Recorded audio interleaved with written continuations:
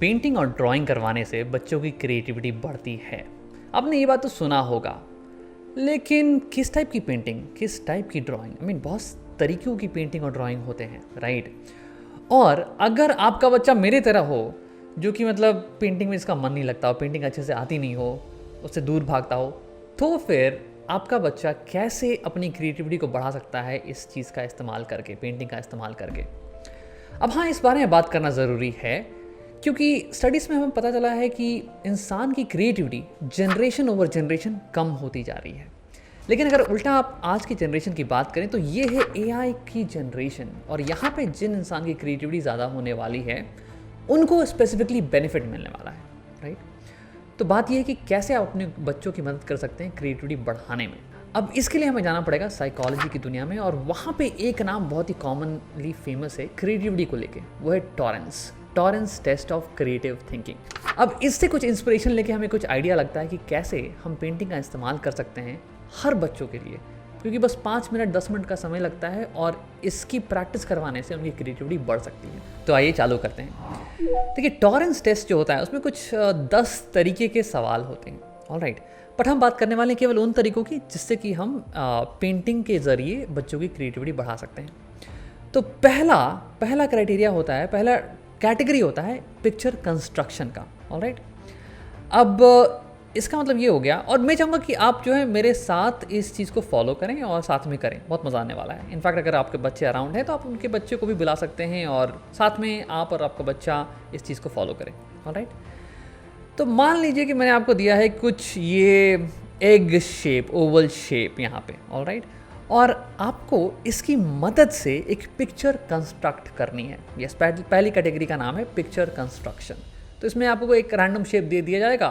इस केस में मैंने आपको ये एग शेप दे दिया, ओवल शेप, और आपको इसको मिला के एक पेंटिंग बनानी है, एक ड्राइंग बनानी है, और फाइनली आप उसके एक टाइटल दे देंगे, ऑलराइट? तो पॉज कीजिए और ट्राई कीजिए, 5 मिनट लगेगा मैक्सिमम। अगर आपने ट्राई कर लिया तो मैं आपको दिखाऊंगा कुछ सॉल्यूशंस जो कि लोगों ने बनाए। जैसे कि एक बच्चे ने, वैसे मैं इसे पहले हटा देता हूँ, एक बच्चे ने उस ओवल शेप का इस्तेमाल करके बनाया पैर, ओके, फल, फ्रूट। एक और बच्चे ने उस पेयर शेप का इस्तेमाल करके एक चीज़ का टुकड़ा बनाया और उसके ऊपर एक चूहे को बैठा दिया, और उसने नाम दिया इसका रैट इन चीज़ हेवन। अच्छा टाइटल है, राइट? एक और बच्चे ने बड़ी ही क्रिएटिव चीज़ की, उस ओवल शेप को उसने इस्तेमाल करके ऐसे इमेजिन किया कि ये ओवल शेप एक पेड़ के अंदर एक छेद है, और उस छेद के अंदर एक गिलहरी बैठी हुई है। उस गिलहरी ने बहुत सारे नट्स वगैरह, अखरोट वगैरह इकट्ठे कर रखे हैं। एक और गिलहरी यहाँ पे, और ये लोग पार्टी कर रहे हैं यहाँ पे, कुछ पत्ते गिरे हुए हैं साइड में, और उसने टाइटल दिया fall festival in squirrel land.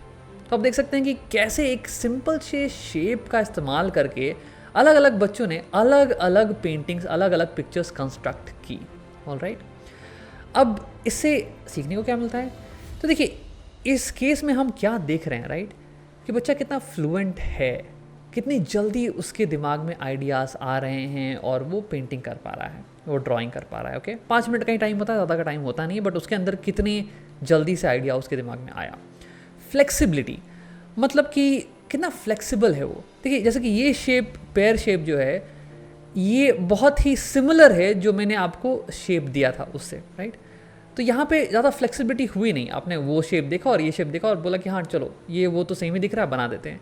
Cheese block का भी ज़्यादा कुछ फ्लेक्सिबल है नहीं, बट यहाँ देखिए, उस शेप को ऐसे इमेजिन करना कि यार ये एक पेड़ में छेद हो सकता है एंड उसके अंदर ये चीज़ें हो रही होंगी, ये कुछ थोड़ा सा ज़्यादा फ्लेक्सिबल है, ऑलराइट? कि जो शेप आपको दिया था उसका इस्तेमाल करके आपने कुछ हट के सोचा, कुछ अलग सोचा, तो इसे बोलते हैं फ्लेक्सिबिलिटी।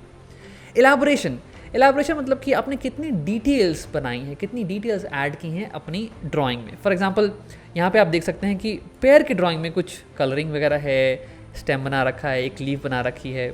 चीज़ ब्लॉक में आपने एक चूहे को भी बैठा रखा है, तो ये थोड़ा सा ज़्यादा इलैबोरेट हो गया। बल्कि इस ड्राइंग में बहुत ही इलैबोरेट चीज़ें हैं। यहाँ पे नट्स वगैरह हैं, स्क्विरल वगैरह हैं। स्क्विरल को अगर आप जूम करेंगे तो आपको दिखेगा कि स्क्विरल की आंखें हैं, आईब्रोज हैं, एक और स्क्विरल है, कुछ पत्ते पड़े हुए हैं, राइट? तो इलैबोरेशन बहुत ही ज़्यादा है इसमें। तो ये पेंटिंग, ये ड्राइंग, ये कुछ ज़्यादा ही क्रिएटिव है compare to all others, right? Abstractness of the title, ये हो जाता है चौथी कैटेगरी कि टाइटल आपका कितना मतलब एब्स्ट्रैक्ट, कितना अच्छा है। ये देखिए, द पेयर स्ट्रेट फॉरवर्ड, मतलब जो चीज़ है उसका नाम लिख दिया। रैट इन चीज़ हेवन, थोड़ा सा ज़्यादा क्रिएटिव लग रहा है। Fall festival in squirrel land, ये थोड़ा सा और ज़्यादा क्रिएटिव हो गया, राइट। फाइनल चीज़ है रेजिस्टेंस टू प्रीमेच्योर क्लोजर।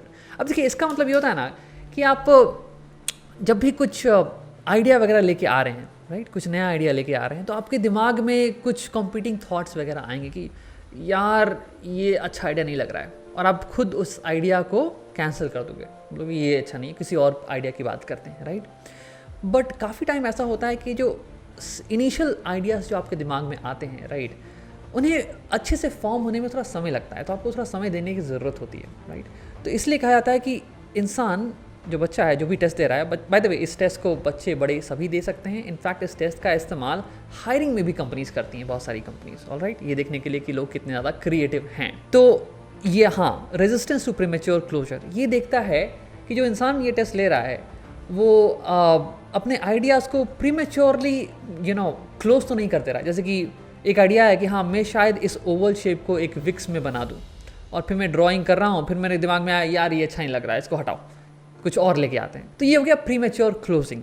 आप उसी आइडिया को, उसी शेप को कुछ और अच्छा बना सकते थे। उस विक्स के शेप में शायद रैपर बना देते, कुछ ड्राइंग कलर वगैरह लगा देते, कुछ करके आप उसे और भी बेहतरीन बना सकते थे अगर आप थोड़ा समय और देते तो, राइट। अब यहीं पे मुझे याद आता है एक केस कोडैक का।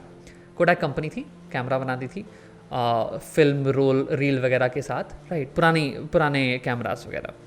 अब उसी के एम्प्लॉई ने एक डिजिटल कैमरा बनाया और अपने मैनेजर्स को दिखाया कि यार ये नए ज़माने का कैमरा हम बना के ला रहे हैं। तो उनके मैनेजर्स ने बोला कि यार ये क्या फालतू का आइडिया है, इससे तो मेरा बिजनेस चौपट हो जाने वाला है, हमारी रील्स, फिल्म की रील्स बिकेगी नहीं, हमारा कैमरा बर्बाद हो जाएगा, क्या मतलब इसको साइड करो। तो जो डिजिटल कैमरा था वो कोडैक के एम्प्लॉई ने ही आइडिया दिया था, और कोडैक के जो मैनेजर्स थे उन्होंने उसे साइड लाइन कर दिया, उस आइडिया को शेप लेने दिया ही नहीं। तो उसको बोलते हैं प्रीमेच्योर क्लोजर। और आज कोडैक कंपनी बंद हो चुकी है या फिर शायद बंद होने के कगार पे, पता नहीं। But yes, that's the whole story behind this. Same चीज़ हम अपने साथ भी करते हैं। जब भी कोई प्रॉब्लम सॉल्व करनी होती है, कुछ आइडियाज़ लेके आते हैं, हमारे दिमाग में आते हैं बहुत सारे आइडियाज़, हम प्रीमेच्योरली क्लोज कर देते हैं कि यार ये आइडिया फालतू है, इसको हटाओ, दूसरा आइडिया, राइट। तो यही ये टेस्ट करता है, ये पर्टिकुलर पैरामीटर, कि बच्चा या फिर जो भी टेस्ट ले रहा है वो अपने आइडियाज़ को प्रीमेच्योरली क्लोज तो नहीं कर रहा है, ऑलराइट। एक फाइनल चीज़ ये है कि फाइनली ये जो सेक्शन है, ये जो कैटेगरी है पिक्चर कंस्ट्रक्शन की, ये प्रमोट करती है विजुअल स्टोरी टेलिंग, कि आप कितनी अच्छी स्टोरी बता सकते हैं विजुअली एक गिवन शेप का इस्तेमाल करके, ऑलराइट। अब मैं तुरंत से आगे बढ़ता हूँ नेक्स्ट कैटेगरी की तरफ। Next category is picture completion, alright. अब इसमें क्या होगा कि कुछ रैंडम से शेप, ये कुछ भी रैंडम, मैंने कुछ सोचा नहीं है, बस ऐसे ही बना दिया, कुछ सर्कल्स बना दिए, कुछ ये शेप बना दिया, कुछ या विगली लाइंस, स्ट्रेट लाइंस, एंगल्स वगैरह कुछ बना दिए, राइट। 4 ही शेप्स नहीं, बल्कि आप 10-12 कितने भी शेप्स बनाना चाहें बना सकते हैं। तो तुरंत एक कॉपी पेज लीजिए और बच्चों को कुछ रैंडम शेप्स घिस के दे दीजिए, ऑलराइट। करना क्या है कि बच्चे को इन पिक्चर्स को कंप्लीट करना है। मतलब कि जैसे कि फॉर एग्जांपल, एक एग्जांपल मैं आपको दिखाता हूँ। इस इमेज को लेके मैंने ऐसे कुछ कंप्लीट किया, इसके अराउंड कुछ और बना दिया, और देन इसको एक अच्छा सा वॉर्म बना के दिखा दिया। तो ऐसे ही बच्चे को बाकी सारी इमेजेस को लेके उसे कंप्लीट करना है इसके अराउंड, राइट। तो फिर वीडियो को पॉज कीजिए और इसे कंप्लीट करने की कोशिश कीजिए। अगर आपने ट्राई कर लिया तो मैं आपको दिखाता हूँ मैंने कुछ क्या किया है। मैंने इसको इमेजिन किया, सेकेंड इमेज को, कि कुछ बच्चे हैं बलून के साथ खुशी खुशी हाथ में हाथ डाल के दौड़ रहे हैं। मैंने ये नेक्स्ट वाली इमेज को इमेजिन किया कि ये शायद कोई जानवर है, कोई भूत टाइप का क्यूट सा जानवर, और मैंने ये बनाया। ये आखिरी वाले को मैंने इमेजिन किया एज अ बटरफ्लाई, ऑलराइट। तो this is called picture completion, okay. And इसमें भी सेम चीज़ें आप टेस्ट कर रहे हैं कि कितनी फ्लुएंटली, कितनी जल्दी बच्चा या फिर जो भी टेस्ट टेकर है वो इन इमेजेस को बना पा रहा है, कितनी फ्लेक्सिबिलिटी से। जैसे कि देखिए, इस इमेज को देख के लग रहा था कि हाँ बटरफ्लाई तो बनेगी, बट मे भी हो सकता है किसी और ने कुछ और सोचा कि यार इसे मैं एक इंसान के कान की तरह, गौतम बुद्ध के कान की तरह बना दूँ, तो ये कुछ अलग ही चीज़ होगी। या फिर इसका इस्तेमाल करके कुछ अलग ही इमेज बना रहा है जो कि मतलब ईजिली, आसानी से नहीं समझ में आ रही थी, राइट, आसानी से दिख नहीं रही थी। तो उसे बोलेंगे कि बहुत ही फ्लेक्सिबल डिज़ाइन है। एलैबोरेशन कितनी ज़्यादा डिटेलिंग है, जैसे कि यहाँ पे देख सकते हैं मैंने पैर बनाए हैं, स्माइली दिया है, आँख दिया है, यहाँ पे हॉर्न्स बनाए हैं, राइट। एब्स्ट्रैक्ट टाइटल, यहाँ पे भी आप टाइटल दे सकते हैं, resistance to premature closure, same चीज़ यहीं पे भी लागू होती है, ऑलराइट। अब इसके ज़रिए आप देख रहे हैं कि कितनी इमेजिनेटिव थिंकिंग है बच्चे की, या फिर आप प्रमोट कर रहे हैं बच्चों को, प्रैक्टिस करवा रहे हैं बच्चों की इमेजिनेटिव थिंकिंग का। That's what this category is about. अब आते हैं नेक्स्ट कैटेगरी में, जो है पैरेलल लाइंस और सर्कल्स। इसमें सिंपल सी चीज़ है, बेसिकली आपने कुछ पैरेलल लाइंस बना दी, बच्चे को दे दिया। अगेन मैंने यहाँ पे 4 बना के रखे हैं, बट आप 10 बना सकते हैं, 12 बना सकते हैं, 15 बना सकते हैं। सिंपल, बस कुछ पैरेलल लाइंस बना के बच्चे को दे दिया और कहा कि इन पैरेलल लाइंस का इस्तेमाल करके कुछ इमेजेस बनाओ, ऑलराइट। अब मैं आपको दिखाऊंगा कि मैंने कुछ बना के रखे हैं यहाँ पे एज एन एग्जांपल। पहले को मैंने एक बुक में बदल दिया, दूसरे को मैंने एक फेस में बदल दिया, तीसरे को मैंने एक टिक टैक टो में बदल दिया, चौथे को मैंने एक हार्ट में बदल दिया। Simple, right. अब यहाँ पे भी सेम चीज़ों को प्रमोट किया जा रहा है, फ्लुएंसी, फ्लेक्सिबिलिटी, इलैबोरेशन। सो इन चीज़ों को मैं इसलिए दिखा रहा हूँ ताकि जब आपके बच्चे इन ड्राइंग को बनाएं, राइट, तब आप उन्हें किन चीज़ों पे अप्रिशिएट करें, दैट इज़ मोर इम्पॉर्टेंट। मतलब बच्चे ने बना दिया और आपको दिखा रहा है, राइट, तो आप ये मत बोलिए कि हाँ तुमने इतनी जल्दी बनाया, तुमने 5 सेकंड कम लिए इसलिए मैं तुम्हें चॉकलेट देने वाला हूँ। नहीं, फिर बच्चे को लगेगा कि यार ये तो टेस्ट ले रहे थे आप मेरा। This is very important. बच्चे को लगना चाहिए कि ये टेस्ट नहीं है, ये एक गेम है जो कि हम यहाँ पे खेल रहे हैं, ओके। अगर टेस्टिंग माइंडसेट में चली जाइएगा तो फिर क्रिएटिविटी उतनी ज़्यादा निकल के नहीं आने वाली है। So that is very important. So इसलिए यहाँ पे पहले तो माइंडसेट, और दूसरी बात, जब आप चेक कर रहे हो उसकी ड्राइंग, जब आप उसकी ड्राइंग देख रहे हो, तो फिर आप इन चीज़ों पे अप्रिशिएट कीजिए कि वाह तुमने तो ये बहुत ही जल्दी बना दिया, तुम्हारे दिमाग में आइडियाज़ बहुत ही जल्दी आ रहे थे, विच इज़ वेरी गुड। दूसरी चीज़, तुम्हारी जो ड्राइंग्स है बहुत ही फ्लेक्सिबल है, मतलब कि बहुत ही आउट ऑफ द बॉक्स, बहुत ही अलग ड्राइंग है। ये तो मुझे दिख भी नहीं रहा था कि ये कैसे फेस बन जाएगा और तुमने फेस बना दिया, ये तो बहुत ही अजीब चीज़ है। ऐसा इसलिए बोलिए ताकि जब नेक्स्ट टाइम वो सेम एक्टिविटी एक्सरसाइज देखे तो वो ये नहीं सोचे कि सबसे सिंपल जो ड्राइंग मेरे दिमाग में आ रही है मैं वही बना दूँ, बल्कि ये सोचे कि हाँ मुझे जो मेरे पापा मम्मी हैं, मेरे टीचर्स हैं, वो अप्रिशिएट करते हैं जब मैं अलग टाइप की ड्राइंग बनाऊँ, तो इसलिए वो उस चीज़ पे ध्यान देगा ज़्यादा। एलैबोरेशन, सेम चीज़ पे अप्रिशिएट कीजिए कि वाह तुमने कितनी डिटेल्स यहाँ पे डाली हैं, किताब पे तुमने तारे बना के रखे हैं जो कि बहुत ही सुंदर दिख रही है किताब, राइट। तो अगले बार बच्चा और कोशिश करेगा कि और एलैबोरेट करे, वैसे ही करके बाकी सारी चीज़ों की भी बात कीजिए, alright. So that's why these things matter. अब आते हैं नेक्स्ट कैटेगरी पे।